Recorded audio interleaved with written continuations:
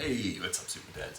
All right, so here with an exercise that you already know, but I guarantee that most of you are doing it wrong, and that exercise is the plank. Now, the plank is a very good exercise. It works a whole lot of muscles if you do it correctly, and if you don't do it correctly, it's not doing you much good. It might even be doing you some harm. Okay, so let's start with an incorrect plank. What does an incorrect plank look like?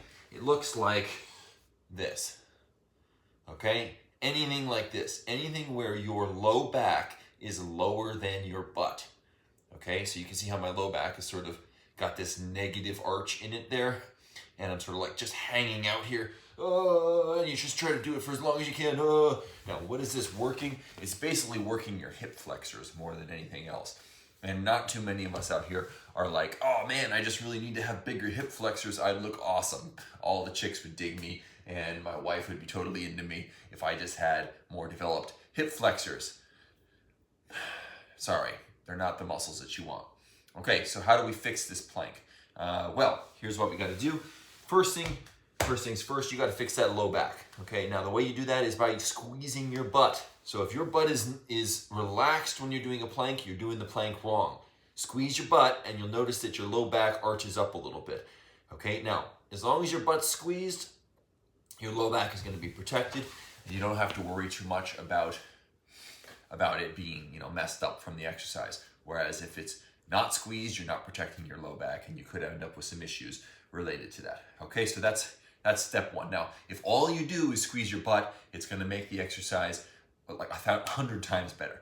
And in that case, with a squeezed butt and a protected lower back, you can feel free to stay in that position for a long time if that's the way that you like to train it. Okay? Nothing wrong with that. It's called yielding isometric, and it's got a lot of benefits. However, when I do a plank, I almost never do it that way.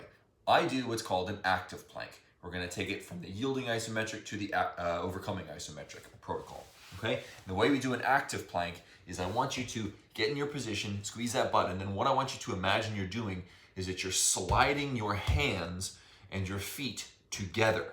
Okay, so another way to call this would be like a world crusher, because you're basically trying to just crush the world between your hands and your feet, like this, right? Okay, it can be kind of hard to see, but essentially you're trying to do like this, okay, but without letting your feet move. So you're really squeezing the crap. Now, it's probably better to not do this with socks on. I got socks on because I'm about to go outside and do a real workout, do a full workout. Okay, but if you don't have socks on, your feet aren't going to slide on the ground, and you're just going to be sort of squeezing as hard as you can. Now, when you do this sort of active plank version, you want to keep it to, you're not going to be able to do it for a minute straight unless you're not really putting in that much force. You could do it intermittently. So one thing I really like is called yo-yo isometrics. I believe that I came up with it, so trademark.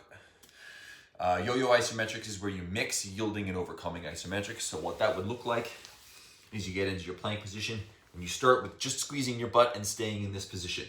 Then after about 10 seconds, you're gonna really put in as much force as you can for about 10 more seconds.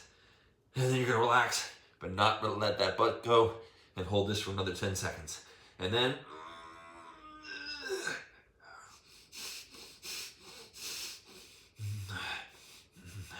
okay, so by going back and forth between these two, you're really going to get a pretty intense exercise, intense workout through the plank. And if you do that for for a whole minute, where you go back and forth between yielding and overcoming, it's gonna torch you. So that would be my recommendation for a super effective plank that's gonna really hit a whole lot of pretty much all of your anterior muscles, and it can be done in just a minute or two, and it's super safe. Okay, thanks for watching.